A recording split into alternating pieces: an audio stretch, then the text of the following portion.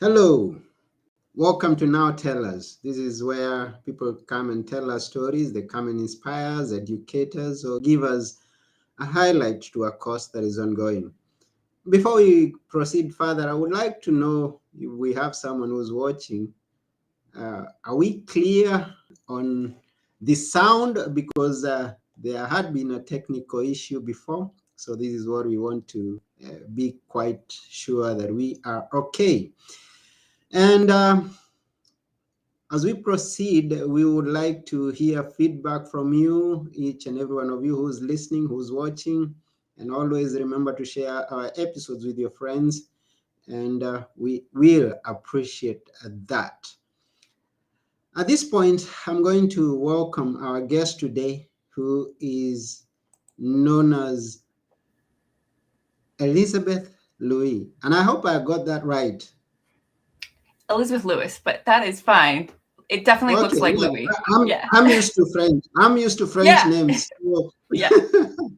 Well, maybe us we'll like. Americans, we got to change how things are said, it feels like. Okay, now to get us started, let's know where you are so that the next time we don't cut it short. Oh, no worries. I'm in Virginia. Okay, wonderful. And that's where you were born?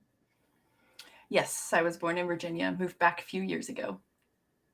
Okay, so today we are going to be covering the topic Master Your Mindset.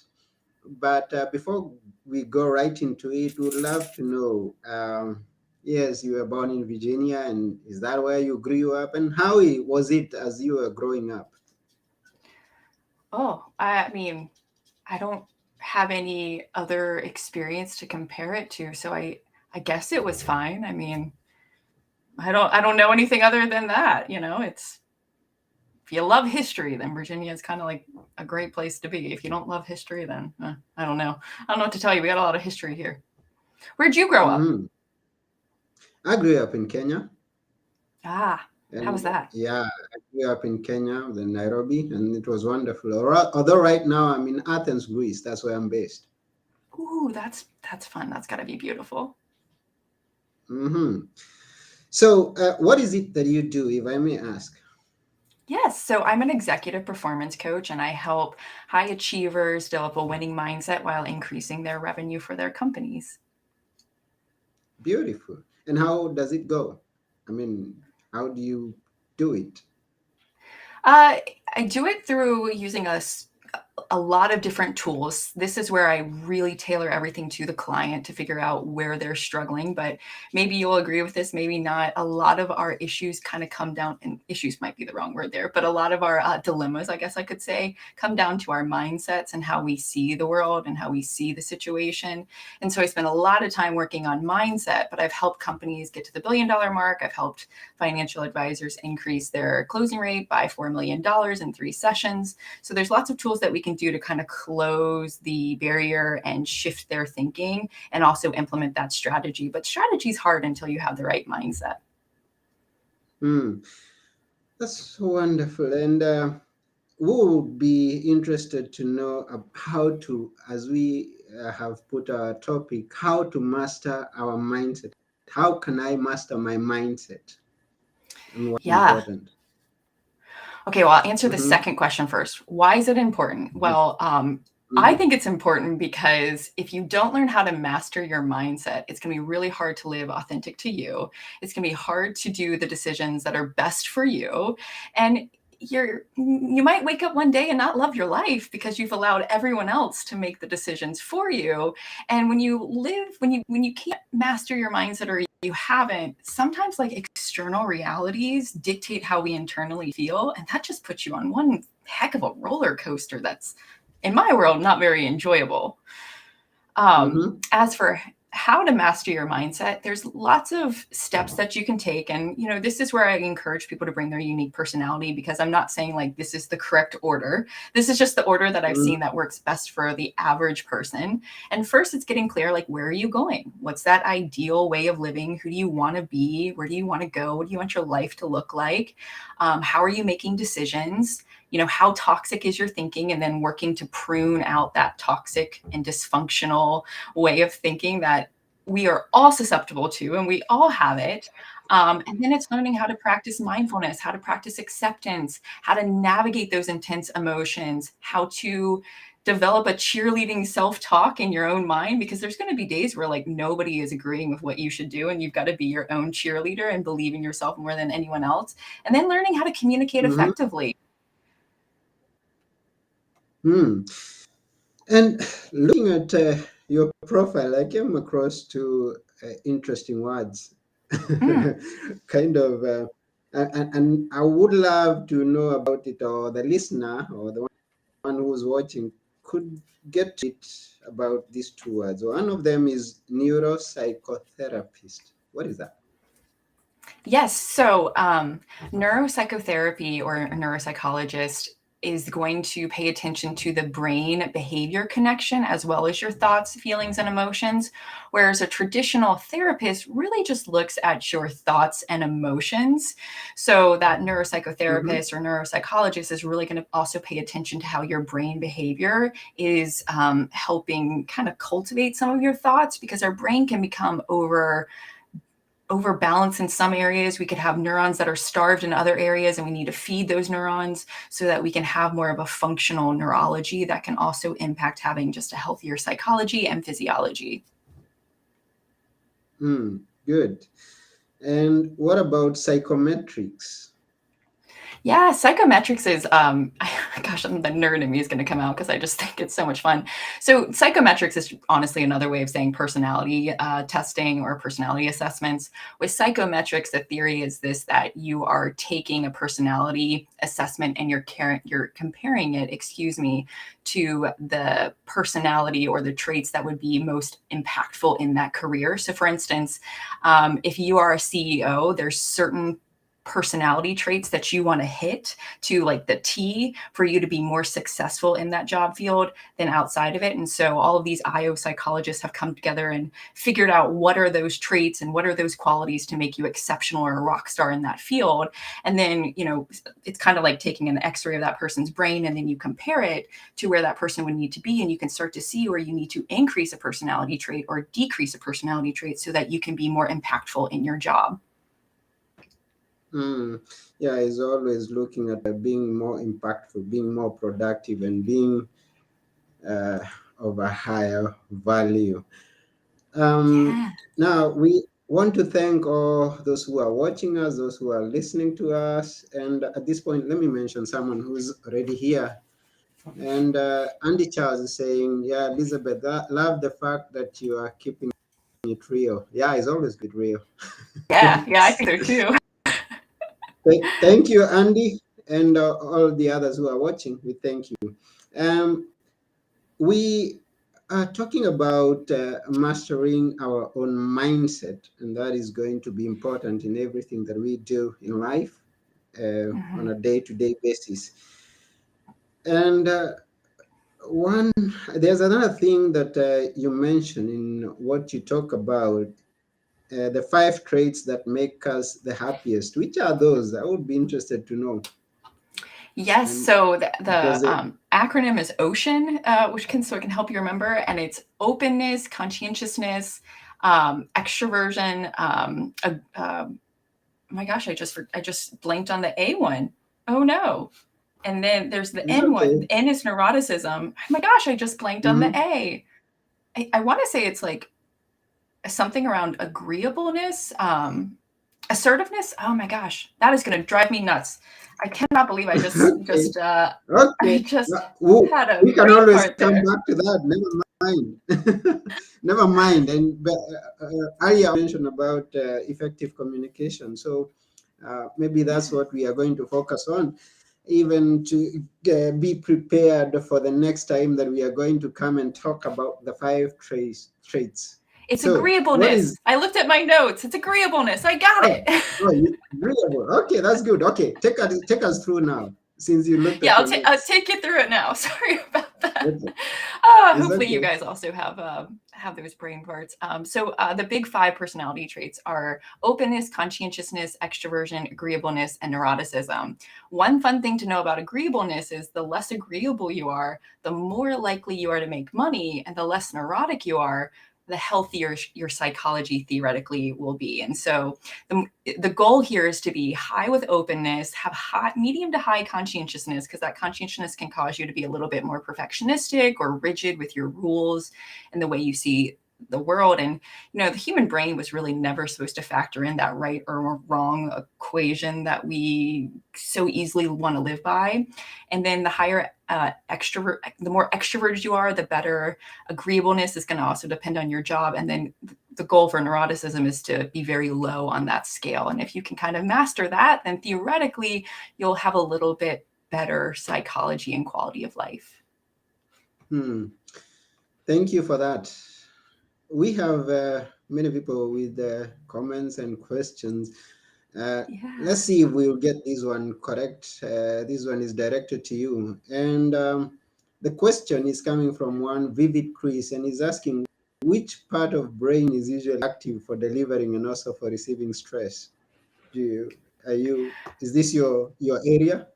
Yeah, so if I understand the question correctly, your limbic system is going to do a lot of that stress evaluation at the end of the day. And like within the limbic system, the amygdala sits kind of a little bit on the limbic system as well.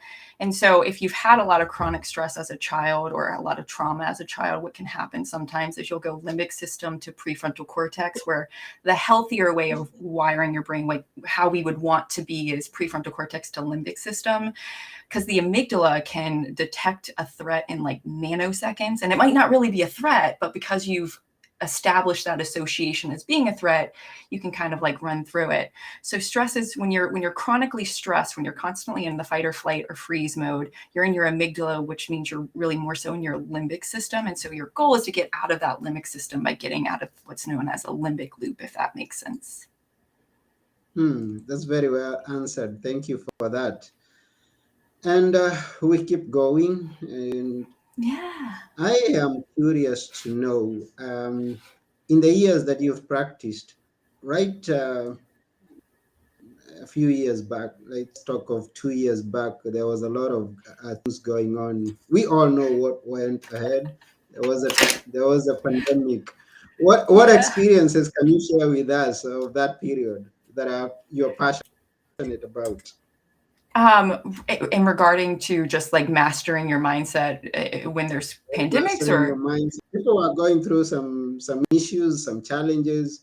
And, you experienced, you were interaction with people, I guess.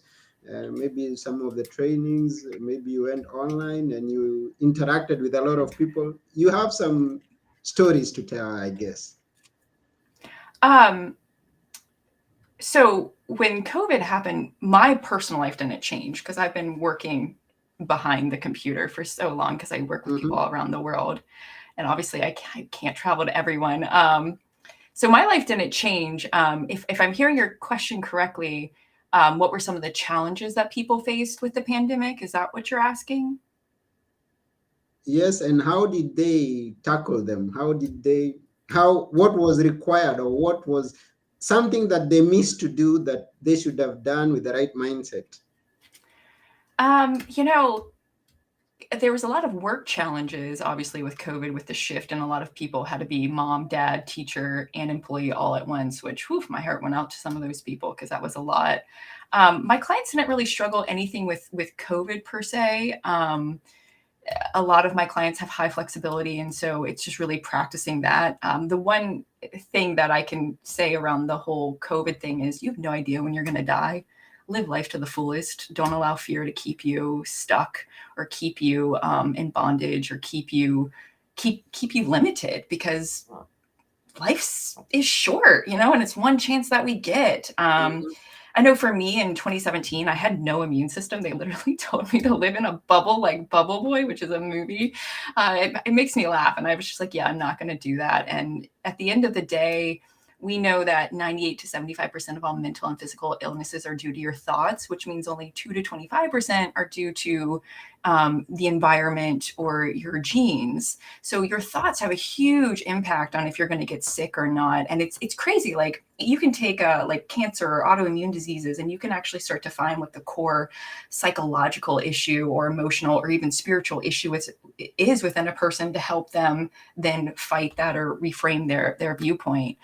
Which I think is just incredible how, it's all connected at the end of the day as a human being. If you are bitter, then you might get osteoporosis or you might get cancer.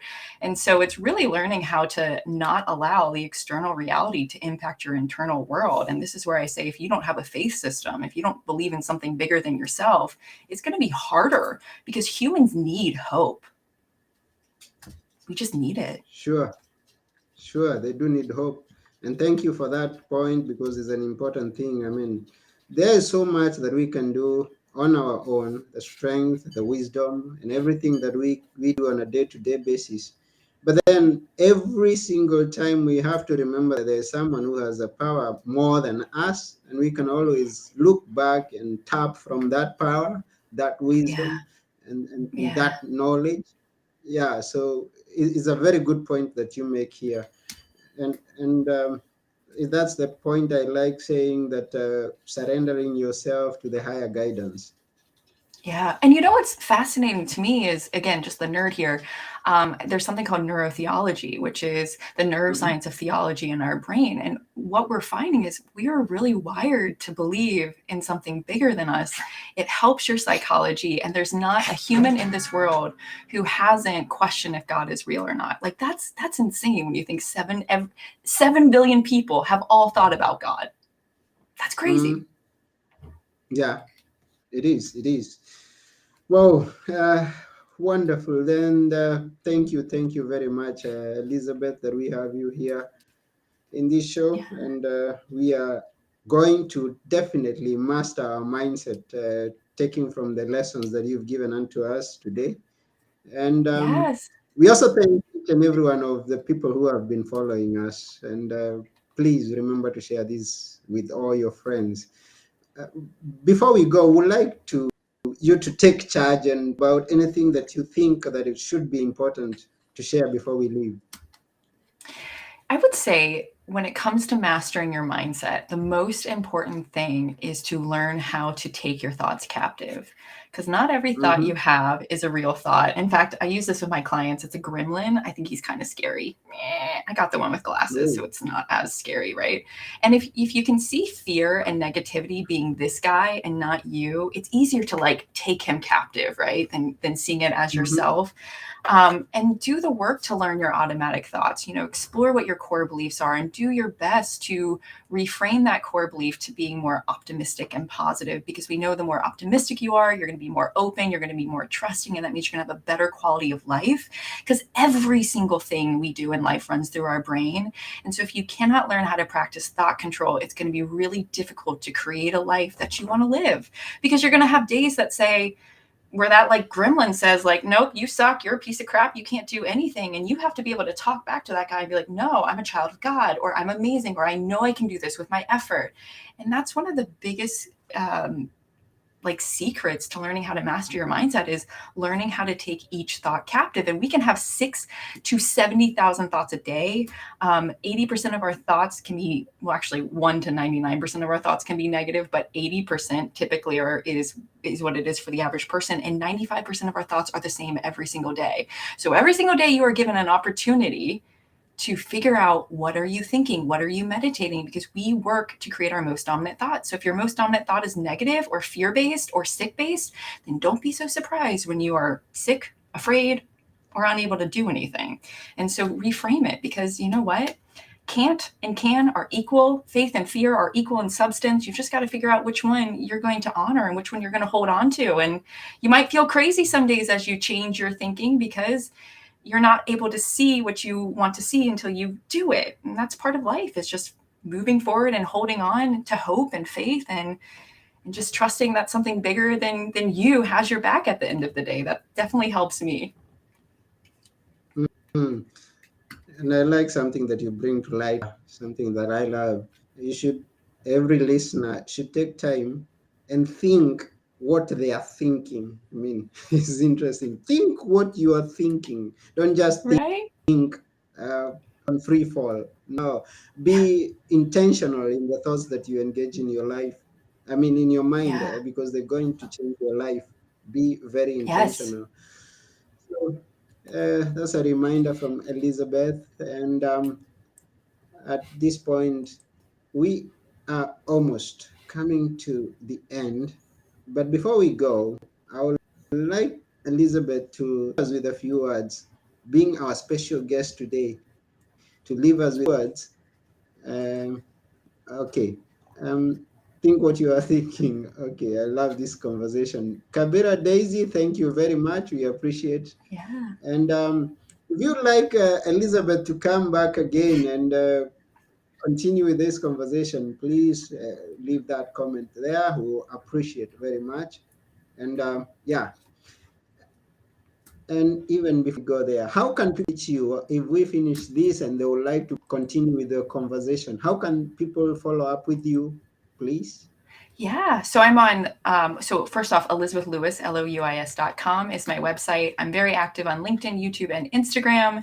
And if you want to figure out maybe some of your automatic thinking, then I encourage you guys to go to elizabethlewis.com/thinking trap quiz that allows you to figure out what your automatic thinking traps are, so your negative automatic thoughts, and it will score you in 17 of the most common thinking traps, which is pretty cool because you can get ahead of it, right? If 95% of our thoughts are the same every single day, then we want to get ahead of the bar so we can save some time. I'm all about like functionality and collapsing time because we don't got the time to do some of the things that we do.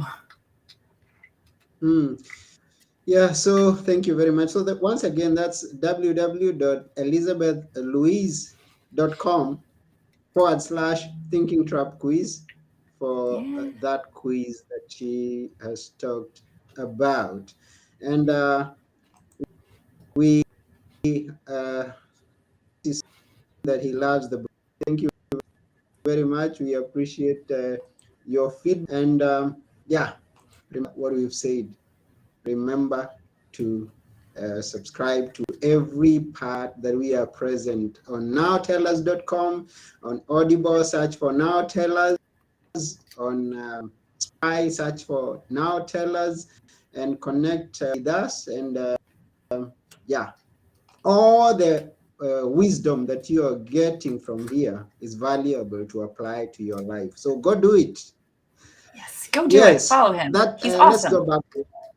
Sorry. I said you're awesome. Definitely follow you. Yes, thank you. So I was saying before, we would like to hear a few words that we should always remember. Always That to is remember. Elizabeth. I would say that you can do whatever you put your mind to, and the impossible becomes possible every single day if you're willing to believe in it. Wow. Wow. Thank you, Elizabeth. Thank you. The impossible can become possible if only you're willing to believe in it. Thank you. Yeah. Really appreciate it. Yeah.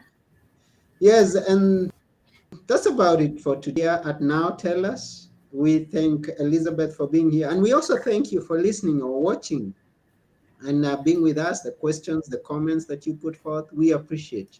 And yeah, keep it positive and master your mindset. So says Elizabeth. Yeah, please do. Yes. And that's it for Yes. now. I've been your host, Anthony Mwerore. Together with Elizabeth Louise, we are saying bye for now. Have a good one. Bye.